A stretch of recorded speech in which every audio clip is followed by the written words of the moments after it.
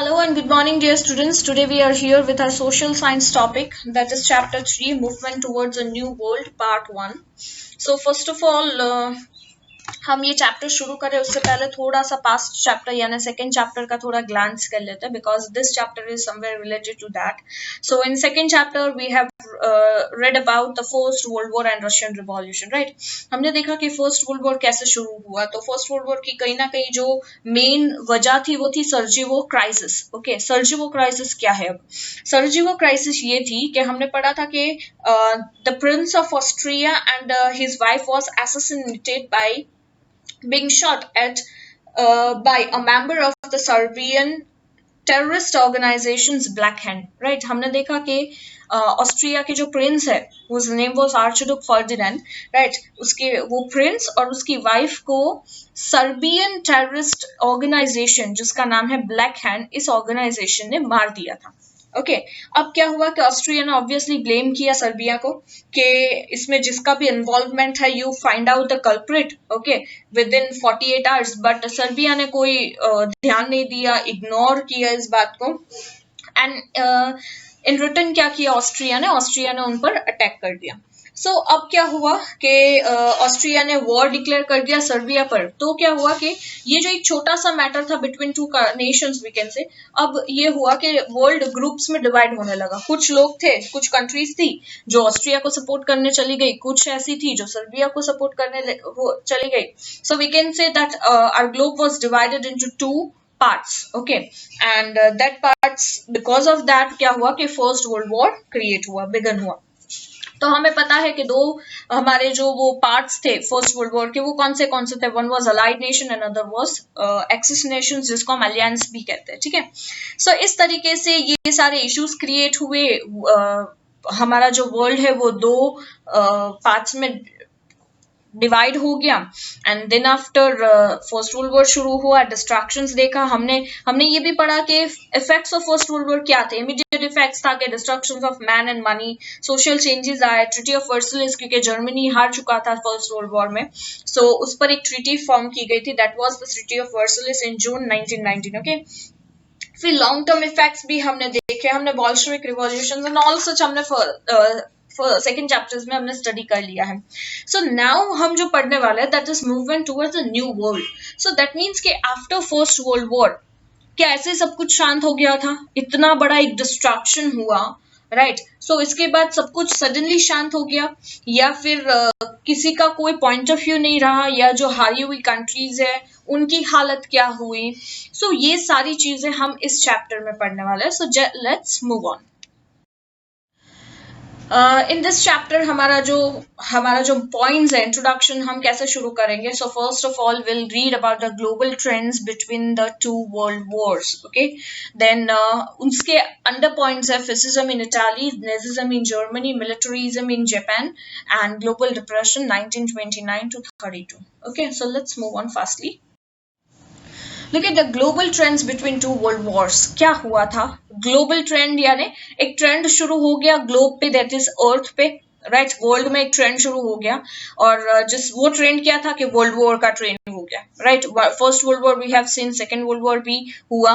Okay, so let's read about it.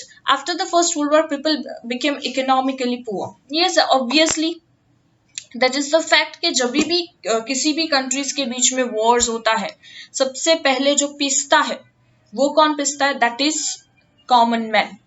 ठीक है, हमारे साथ भी अभी भी, चलो वॉर की बात ही जाने तो अभी हम जो कोविड-19 की सिचुएशंस देख रहे हैं, राइट? वो सिचुएशंस भी कैसी है? It is something like that कि हम इकोनॉमिकली भी पुअर होते जा रहे हैं, हम बहुत सारी इश्यूज फेस कर रहे हैं.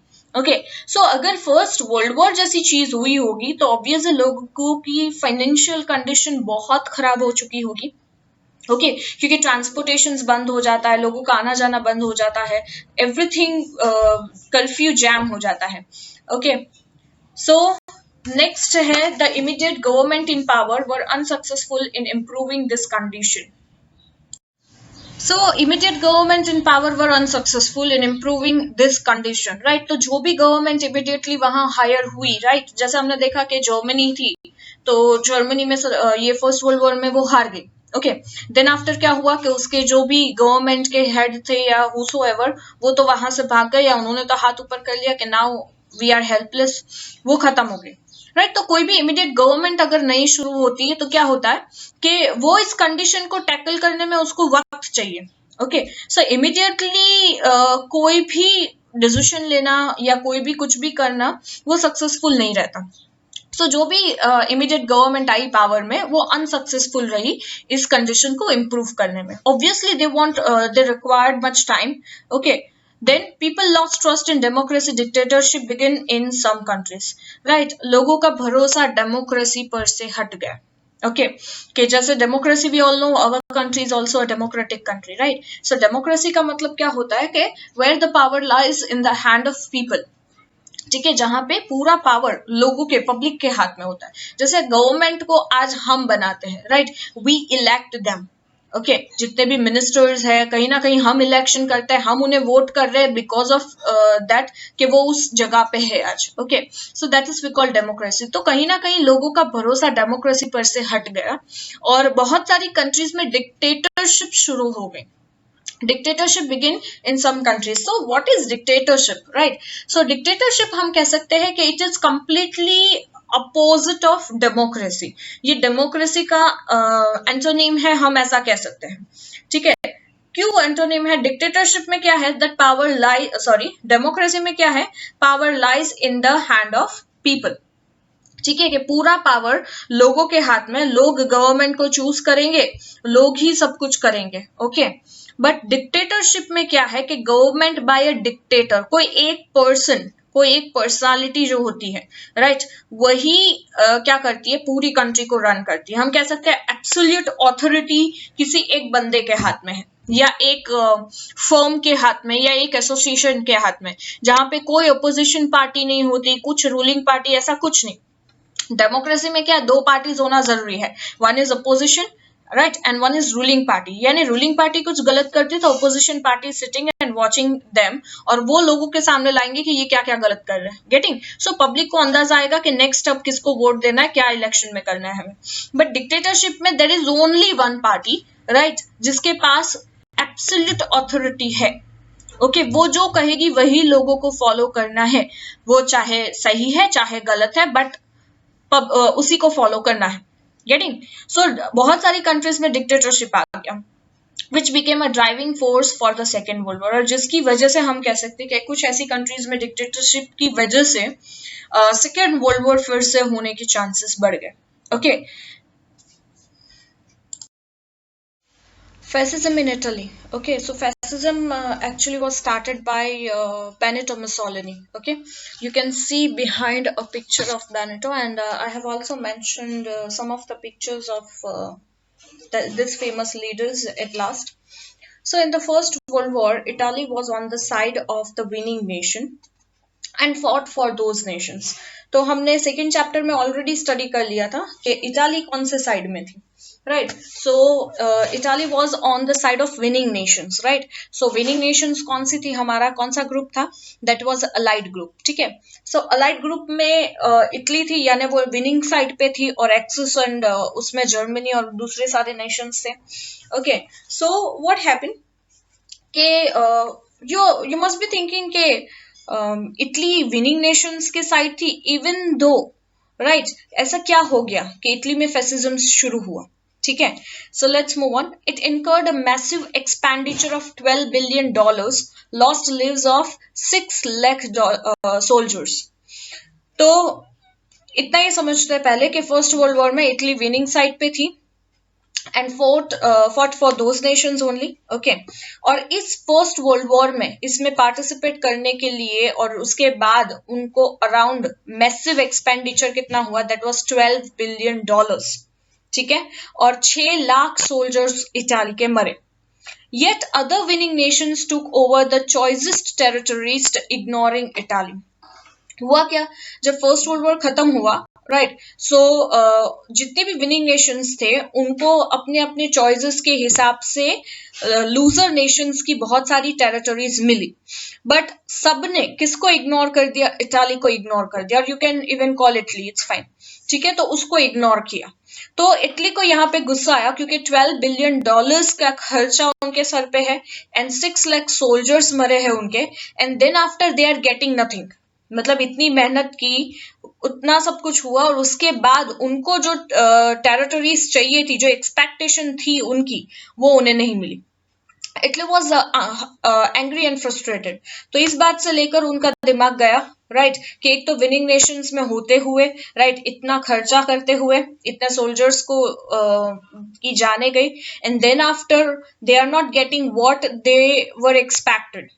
So they were obviously they was angry and frustrated. So what happened? Its nationalistic feeling was hurt, for which Italians considered its government responsible and was more than eager to avenge this national humiliation as soon as possible.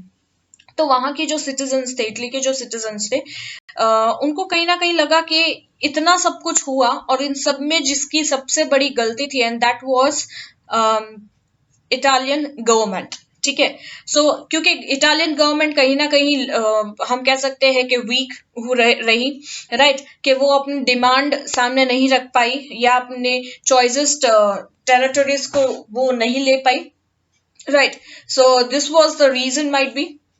तो Italian के जितने भी Italian जो थे, उनको लगा कि इन सब के पीछे उनकी वीक गवर्नमेंट का हाथ है, या government is responsible for all such blunder, right, that they have lost $12 billion.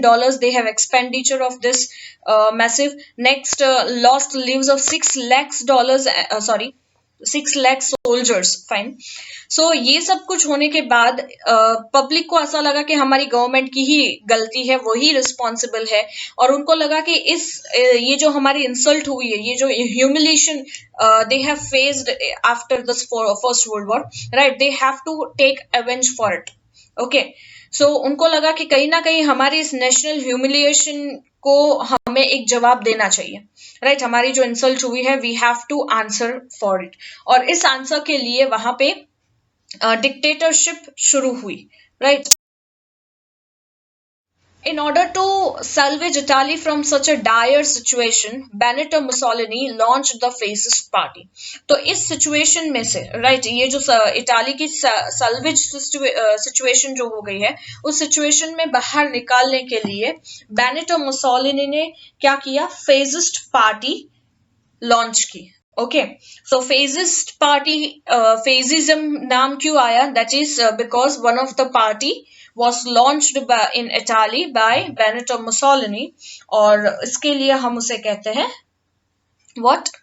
Fascism. ठीक है, तो इसलिए fascism शुरू हुआ. So he adopted a bundle of sticks and eggs, a symbol of supremacy of the Roman emperor, as a symbol of his party. तो obviously एक party form हुई है, नई एक पार्टी, राइट. तो उस पार्टी का कोई ना कोई अपना सिंबल होता है, जैसे भाजपा का यहाँ पे है, राइट, कांग्रेस का है. तो उस हिसाब से उन्होंने अपना सिंबल क्या चूज किया? They chose a bundle of stick and axe. ठीक है, क्योंकि ये किसका सिंबल है? It is a symbol of supremacy of Roman empire. ये रोमन एम्पायर का एक सुप्रीमेसी है. ठीक है. सो वही एक सिंबल इन्होंने भी अडॉप्ट किया, that is a bundle of stick and x. X यानी कुहाड़ी. ठीक है. As the symbol of his party, fascism has evolved from the Italian word fascismo or fascis, which means absolute control of the states on all things. Dictatorship मैंने जो आगे समझाया, इसका meaning भी same ही है. ठीक है. fascism कहाँ से आया? ये एक इटालियन वर्ड है, और ये वर्ड क्या है? दैट इज fascismo, और हम उसको fascist भी कहते हैं, राइट. और इसका मतलब होता है absolute control of the state on all things. मैंने जैसे बताया था कि dictatorship means what?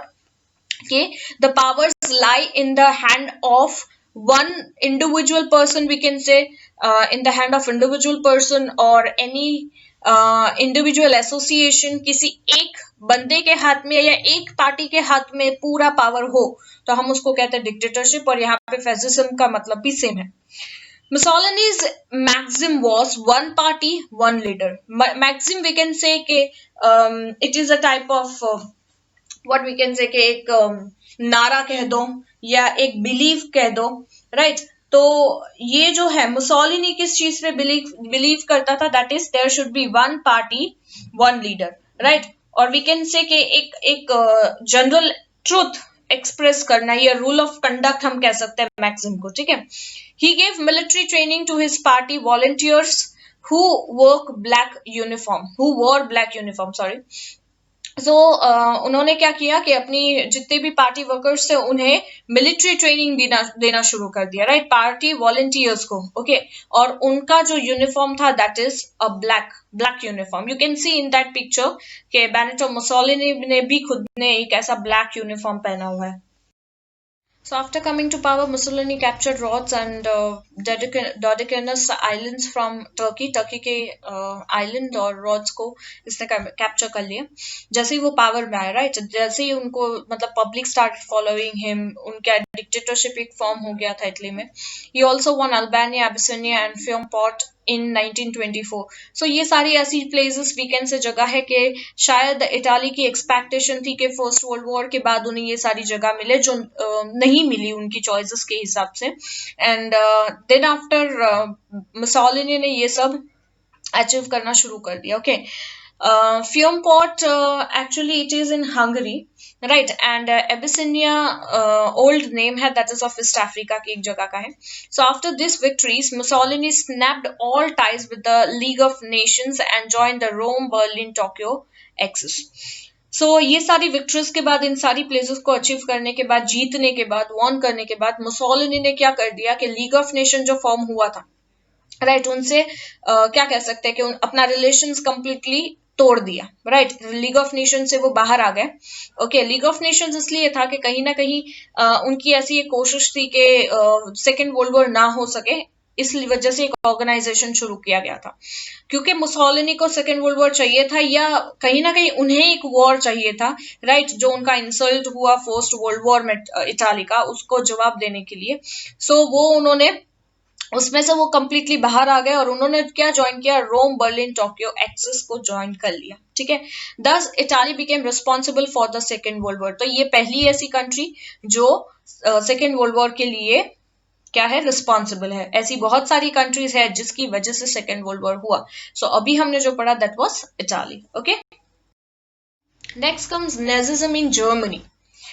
अब जैसे हमने देखा कि फेसिज्म शुरू हुआ इटाली में बाय बेनिटो मुसोलिनी, वैसा ही नेजिस्ट पार्टी फॉर्म हुई जर्मनी ने, और ये फॉर्म किया गया था by Adolf Hitler. yes, the famous Adolf Hitler. Okay, so let's read about him.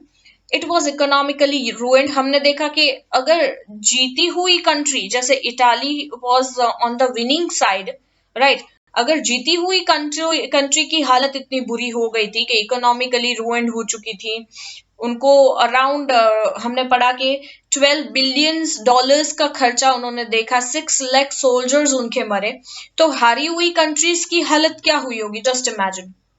तो जर्मनी में कुछ ऐसा ही था कि economically Germany was completely ruined, right? और जो पेरिस पीस प्रोसेस जो था उसमें भी उसके साथ कुछ ना कुछ अकॉर्डिंग टू जर्मनी उनको लगा कि उनके साथ बहुत ज्यादती की गई, okay? And had compelled Germany to sign the treaty of Versailles. तो Paris peace process was signed after first world war complete.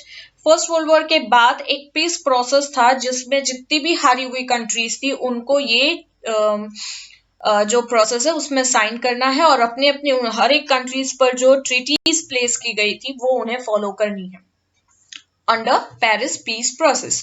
So Germany को जो ट्रीटी पर साइन करना था दैट ट्रीटी वाज वर्सलाइज, ओके? सो ये जो ट्रीटी ऑफ वर्सलिस थी it was signed by Germany और उसमें बहुत सारे टर्म्स और कंडीशंस लिखे जाते हैं कि जर्मनी अब क्या क्या नहीं कर सकता, या अब उसकी कुछ कुछ जो टेरिटरीज है वो किसी और कंट्रीज, विनिंग कंट्रीज के अंडर में आ चुकी है और वो उनको फॉलो करना है. Fine. So Germans were extremely angry with this unjust treaty. Adolf Hitler joined the National Socialist German Workers Party in 1919. तो कहीं ना कहीं क्या हुआ कि जर्मन्स इस चीज को लेकर बहुत ही ज्यादा गुस्से में थे। वो अपने गवर्नमेंट के साथ, ऑब्वियसली वो उसी गवर्नमेंट की रिस्पॉन्सिबिलिटी में आ जाता है, राइट। सो फिर आए अडोल्फ हिटलर। अडोल्फ हिटलर ने इस पार्टी को ज्वाइन किया, right, join the National Socialist German Workers Party. Okay, इस पार्टी का नाम क्या था? National Socialist German Workers Party in 1919। This party came to be known as Nazi party. Nazi party introduce हुई, राइट। सो जिसकी वजह से वहां पे नाम पड़ा Nazism. The Nazi philosophy include nationalism and socialism. Nazi philosophy, Nazi किस पर बिलीव करते हैं? उनकी फिलोसफी में क्या आ जाता है? नेशनलिज्म। भले वो डिक्टेटरशिप में फॉलो बिलीव करते हो, राइट। डिक्टेटरशिप का मतलब ये नहीं कि वो खुद चला रहे हैं, वो अकेले कोई भी एक एसोसिएशन पूरी कंट्री को रन कर रहा है तो वो कंट्री के साथ कुछ गलत करेगा या कंट्री के लोगों के साथ कुछ गलत होने देगा, ऐसा ऐसा फॉर श्योर नहीं होता, राइट। अडोल्फ हिटलर ने जो कुछ भी किया that is all for the welfare of Germany. Okay, so उनकी फिलोसफी या नेजी की फिलोसफी नेशनलिज्म और सोशलिज्म था, ठीक है। और आप पिक्चर में पीछे देख सकते हो बैकग्राउंड में व्हाट इट्स गिवन, आप स्वस्तिक का एक सिंबल देख सकते हो, राइट। सो स्वस्तिक जो था ये उनका एक्चुअली सिंबल रहा था, नेजिज्म का ये सिंबल था। After death of German president Hindenburg, Hitler assumed the post and established his dictatorial rule। ठीक है, जर्मन का जो प्रेसिडेंट था जिसका नाम है हिंडनबर्ग, राइट, इनकी जब डेथ हुई हिटलर ने उनकी पोस्ट को अज्यूम कर लिया और एक डिक्टेटोरियल रूल शुरू किया, राइट। यानी पूरे कंट्री में, पूरे जर्मनी में सिर्फ एक ही बंदा या उसको ही फॉलो किया जाएगा, दैट इज अडोल्फ हिटलर। कोई अपोजिशन पार्टी नहीं, कोई उसके अगेंस्ट कुछ नहीं बोल सकता। वो जो कर रहा है वही सबको, और जो ऑर्डर पास कर रहा है या जो कुछ भी कर रहा है वो फॉलो करना है। Adopted stern and aggressive policies and led the Germans towards narrow nationalism। कहीं ना कहीं क्योंकि उनकी एक बहुत, हम हिटलर को किस तरीके से जाते हैं, हम हिटलर को एज अ हम कह सकते हैं क्रूअल पर्सनालिटी के तरीके से हम बहुत सारे लोग उन्हें जानते हैं, या हम कहते हैं बहुत ओवरली स्ट्रिक्ट बंदा। अगर हम बहुत बार ऐसे भी कहते हैं कि ये बंदा तो हिटलर जैसा है, हिटलर जैसा in the sense overly strict manner, right. वो बहुत एग्रेसिव थे और कहीं ना कहीं उनके इस पर्सनालिटी की वजह से उन्होंने एक नैरो नेशनलिज्म जर्मनी में प्लेस कर दिया था, वी कैन से, ओके। क्योंकि उनकी बहुत ही स्टर्न, स्टबन और एग्रेसिव पॉलिसीज थी और एक नेशनलिज्म का एक बहुत, एक कहते हैं ना, बहुत नैरो वे में उसको ले गए। Germans considered Hitler as a Fuhrer, right, saviour. Germans के लिए हिटलर भगवान था, वी कैन से, राइट। उनकी जो सिचुएशन थी आफ्टर फर्स्ट वर्ल्ड वॉर, जो बुरी हालत थी, उनको ऐसा लग रहा था कि ये ही बंदा हमें इसमें से बाहर निकल सकता है, इसलिए for Germans Hitler was saviour, okay. Nazi soldiers wore blue military. हमने देखा कि फेजिज्म में फेजी सोल्जर्स जो थे वो ब्लैक यूनिफॉर्म, मिलिट्री यूनिफॉर्म पहनते थे, और नेजिज्म में ब्लू यूनिफॉर्म, ठीक है। And stuck a red strip on their shoulder, shoulders पे उनके रेड स्ट्रिप हुआ करता है। And wore a symbol of स्वस्तिक, जो मैंने समझाया स्वस्तिक। Hitler's authoritarian and militarist nature became obvious after coming to power। वो पहले से इतना स्टर्न एग्रेसिव था और जब वो पावर में आया तो ऑथोरिटेरियन जो एक है और मिलिटरिस्ट जो उनका नेचर है वो ऑब्वियसली अब और ज्यादा उभर के आ रहा है, because now he is in power, अब सत्ता उनके हाथ में है। His main aim was to emergence of Germany as a major power। तो उनका मेन एम क्या है? तो ऑब्वियस है कि जर्मनी को एक मेजर पावर, आप आज देख सकते हो कि आज जर्मनी कितना आगे है, राइट। इसके जगह अगर कोई और कंट्री होती तो ये पॉसिबल ही नहीं होता कि इस हद तक, इस स्टेज पर उन्हें लाना। एंड वो जो भी किया it was done by Hitler, right. वो पूरा we can say credit goes to Adolf Hitler, right. In the name of purification of the German race his policies were targeted at exterminating Jews, gypsies and mentally challenged people. ये बहुत important point है। So in the name of purification of the German race, वो क्या चाहते थे कि German race को purify किया जाए, राइट। प्यूरिफिकेशन के नाम पे his policies were targeted at exterminating Jews. See मैं क्लियर कर दूं, Adolf Hitler was himself a Jews, ठीक है। ज्यूस क्या है? जैसे क्रिश्चियनिटी एक वी कैन से एक रिलीजन है, वैसे ही ज्यूज है, राइट। पहले ज्यूज हुआ करता था और उसमें से बहुत सारे लोग क्रिश्चियनिटी की तरफ मूव ऑन हुए, ठीक है।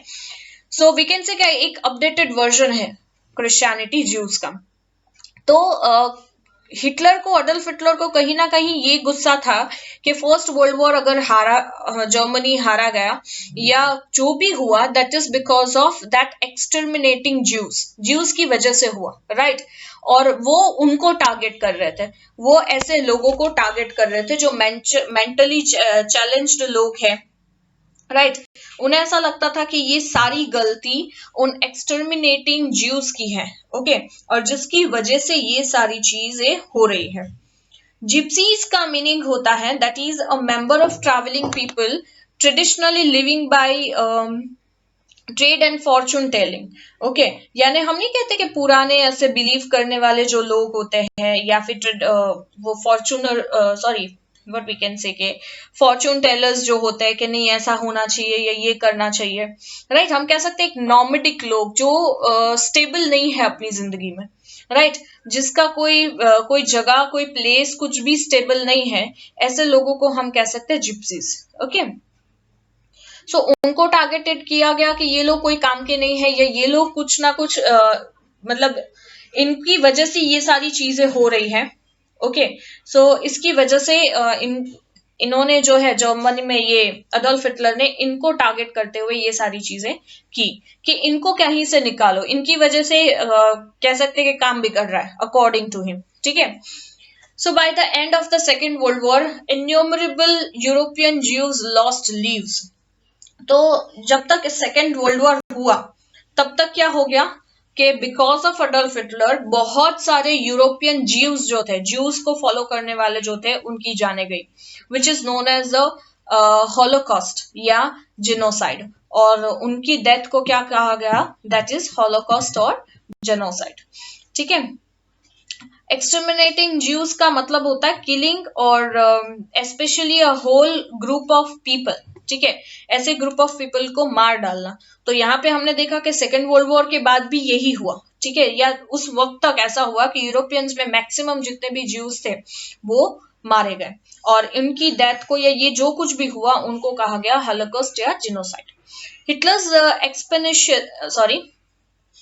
Hitler's expansionist military action against neighboring countries and the policy of exterminating certain groups led to the Second World War and became an important reason for the same.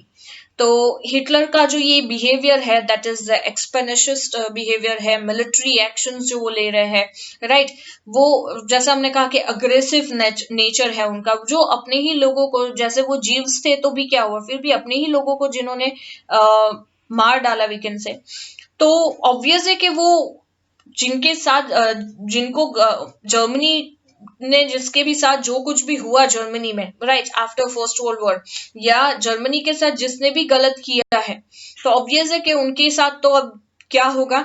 So we can say कि second country जो है, right, जो second World war के पीछे जिसका बहुत बड़ा हाथ रहा वो जर्मनी, इटाली तो थी ही बट जर्मनी का फर्स्ट वर्ल्ड वॉर में भी बहुत बड़ा हाथ था एंड सेकेंड वर्ल्ड वॉर में भी इनका ही हाथ रहा। So because of Germany Second World War हुआ वी कैन से, ठीक है, and became an important reason for the same. और ये तो हारी हुई कंट्री थी तो उनके पास तो बहुत सारे रीजन है सेकेंड वर्ल्ड वॉर करने के। अब आता है मिलिट्रिज्म इन जापान। जापान में भी शुरू हो गया था मिलिट्रिज्म, क्या हुआ देखते हैं। According to the Treaty of Versailles in 1919, Japan got the benefit of provinces of China. अब हमने देखा जापान तो जीती हुई कंट्रीज के साथ था, he was in a winning party, right, allied group में था, okay, so Treaty of Versailles जब साइन हुई तो जापान को क्या बेनिफिट मिला, उसको मिला प्रोविंस ऑफ चाइना, चाइना का प्रोविंसेस, कुछ प्रोविंसेस उनको मिले। England and France distributed many reasons of Germany between them.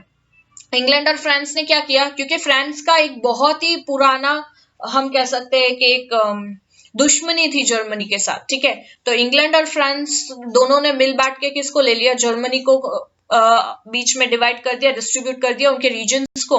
और जापान को क्या हुआ, Japan was quite displeased with this, Japan को प्रोविंस, चाइना का प्रोविंसेस दे दिए और उन्हें भी जर्मनी में से कुछ टेरिटरीज चाहिए थी जो नहीं मिली, तो जापान इस बात को लेकर कहीं ना कहीं नाखुश रहे। In the 1921 to 22 Washington meet, Japan had to agree to have only 35% of the English and American naval force. तो क्या हुआ कि 1921 और 22 में वॉशिंगटन में जब ये लोग मिले थे, राइट, ये जो मीटिंग हुई थी वॉशिंगटन में, तब जापान को एग्री करना पड़ा कि उनको सिर्फ 35% of English and American naval force मिलेगी। Japan also had to vacate the islands of Sakhalin and Siberia. और दूसरा क्या हुआ कि जिस पर जापान का already we can say rule था, या जो टेरिटरीज ऑलरेडी जापान के हाथ में थी, वो भी उन्हें खाली कर देनी पड़ी, वैकेट करनी पड़ी। और वो कौन सी थी? That was island of Sakhalin and Siberia. Siberia और सखालिन के जो आइलैंड्स थे वो जापान को छोड़ देने पड़े, जो पहले उनके पास थे। The Japanese youth was angry at this, और जितने भी जापानीज के सिटीजन्स थे, यूथ थी, वो बहुत गुस्से थे इस बात को लेकर। During this time there were elections in Japan and the parties supporting militarism got the majority. और उसी वक्त वहां पे क्या चल रहे थे? जापान में इलेक्शंस चल रहे थे, और सबसे ज्यादा किसको सपोर्टिंग वोट्स मिले? मेजॉरिटी मिला मिलिट्रिज्म को, ठीक है। Military nationalism of Japan adopted the policy of expansionism. So military nationalism Japan में आ गया, राइट, और इन्होंने क्या पॉलिसी अडॉप्ट की? That is expansionism. एक्सपेंशनिज्म करना यानी एक्सपांड करना, राइट। जो शायद उनकी एक्सपेक्टेड टेरिटरीज थी जो उनको नहीं मिली, अब वो एक्सपैंड करना चाहते हैं, वो टेरिटरीज अब उनको चाहिए, और इसकी वजह से वो कुछ भी करने के लिए तैयार है।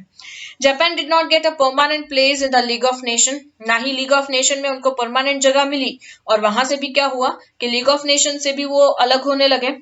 The western countries could not stop the imperialist activities of Japan, और वेस्टर्न कंट्री जापान की ये जितनी भी इम्पेरियलिस्ट एक्टिविटी थी उसको स्टॉप नहीं कर पाई, ठीक है। वो जो कुछ भी करना चाह रही थी, जैसे जापान क्या जर्मनी देख लो, इटाली देख लो, राइट, वो भी अपनी कहीं ना कहीं वो जो एक एग्रेसिव फीलिंग है या अपनी जो भी नीड है वो सामने रख रहे हैं, एंड फॉर दैट वो कोई भी मीन्स अपनाने के लिए रेडी है। द सेम मैनर जापान भी वही कर रहा है। ऐसा हो गया था कि वेस्टर्न कंट्रीज या जितनी भी बाकी की जो बची कुची कंट्रीज है या वर्ल्ड है, वर्ल्ड में ये तीनों क्या कर रहे हैं, या ये इतना बड़ा एक मेजर स्टेप लेने वाले हैं, ये शायद अनएक्सपेक्टेड था सबके लिए, ठीक है। Japan captured Manchuria and establish Manchukuo government in 1932। Japan ने तुरंत ही क्या किया? उन्हें एक्सपेंशन चाहिए था, उनकी पॉलिसी ये थी कि उन्हें अब एक्सपैंड करना है।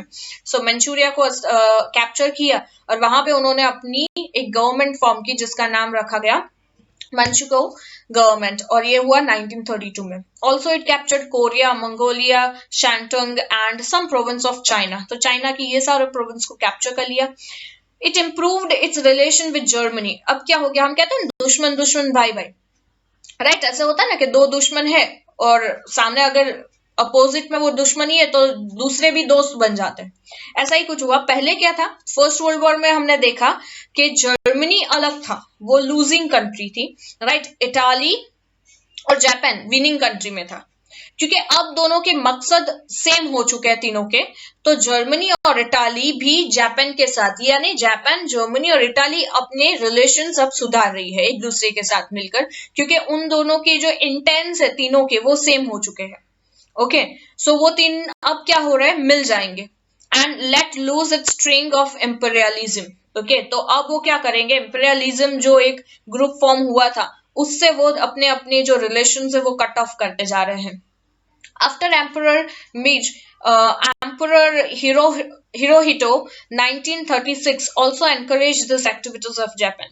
जापान में पहले जो एम्परर थे that was Emperor Meiji, right? उनके बाद जो दूसरे एम्परर आए that was Hirohito, 1936 की बात है। उन्होंने भी इस जापान की एक्टिविटी को क्या किया? एनकरेज किया, उनको रोकने की जगह। Japan snapped all it's ties with the league of Nations. League of Nations जो शांति दूत थी या पीस फैलाना चाहती थी कंट्री में कि सेकेंड वर्ल्ड वॉर ना हो। फर्स्ट वर्ल्ड वॉर की हालत हमने देख ली, हर एक कंट्री चाहे, see always remember when there is a world war, Okay, whether it is a losing nations or a winning nations, both have to face devastations, destructions of man, money, right, social changes and lots of changes. बहुत कुछ भुगतना पड़ता है दोनों ही countries को, whether it is winning or it is losing. ठीक है, ये सबके लिए devastations लाता है, destruction लाता है, राइट तो जापान ने वो सारे रिलेशंस तोड़ दिए लीग ऑफ नेशंस के साथ, because he also want second World war. ठीक है, सो लीग ऑफ नेशंस के साथ उन्होंने अपने जो भी टाइप्स थे वो कब तोड़े? इन 1933. नेक्स्ट कम्स, ये अब फोर्थ टॉपिक था कि जिसमें हमने फर्स्ट देख लिया कि फेसिज्म कैसे आया, नेजिज्म आया, जापान की इश्यूज देख ली, and the fourth most important topic is global depression 1929 to 32.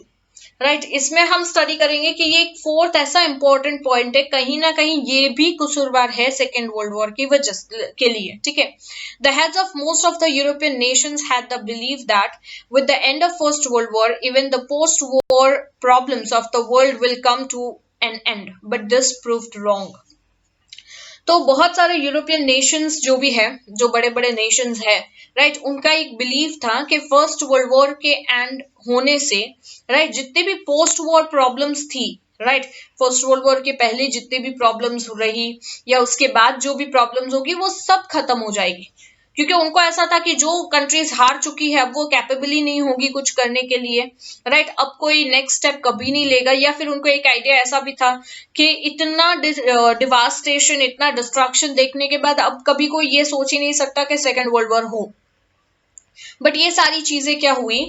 Wrong proved हुई, फिर भी सेकेंड वर्ल्ड वॉर हुआ. ठीक है, दूसरा क्या था? Suddenly a large number of shares began to be sold in the Wall Street. Wall Street बहुत फेमस स्टॉक एक्सचेंज का मार्केट है.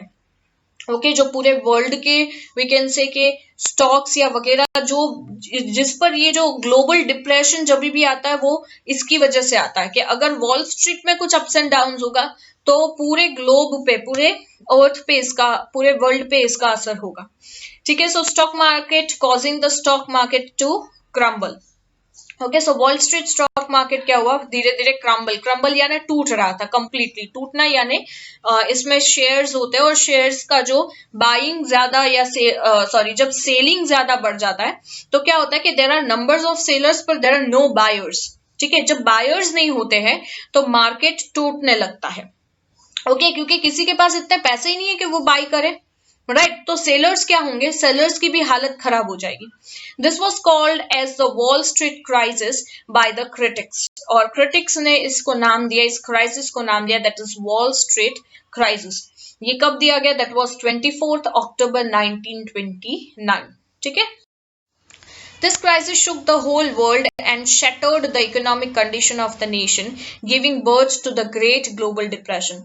ये क्राइसिस की वजह से पूरा वर्ल्ड इकोनॉमिक इश्यूज में आ गया था, फाइनेंशियल कंडीशंस उनकी वर्स्ट होती जा रही थी डे बाय डे, राइट और जिसकी वजह से ग्रेट ग्लोबल डिप्रेशन क्रिएट हुआ, जो डिप्रेशन शायद आज हम फेस कर रहे हैं, नॉट दैट मच बट कहीं ना कहीं we are facing such depression in कोविड-19 सिचुएशन ऑल्सो. ठीक है, most of the nations of the world were affected by this.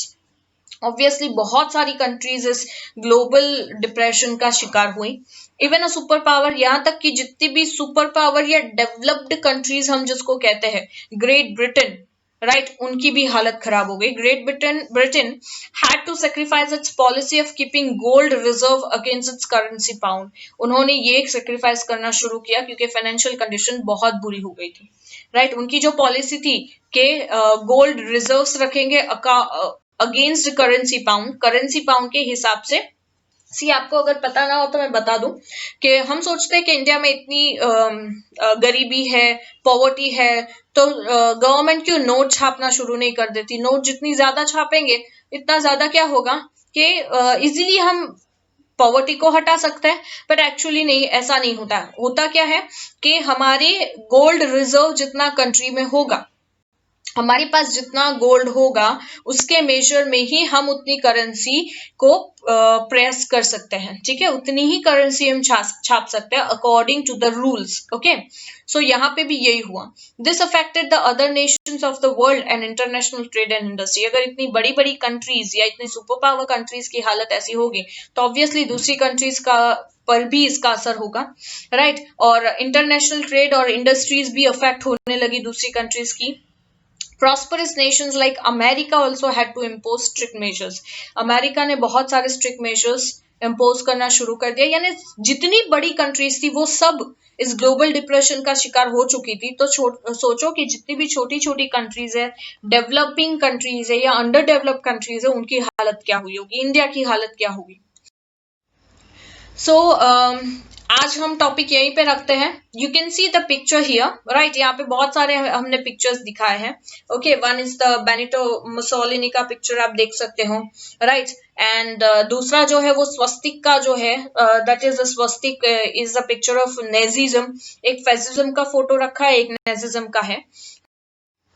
Okay, तो ये पूरे बैनेट और मुसोलिनी है, you can see in black uniform him, right. ये उनकी मिलिट्री फोर्स इस तरीके से, मतलब ये एक आपको आइडिया है कि किस तरीके का उस वक्त होता था।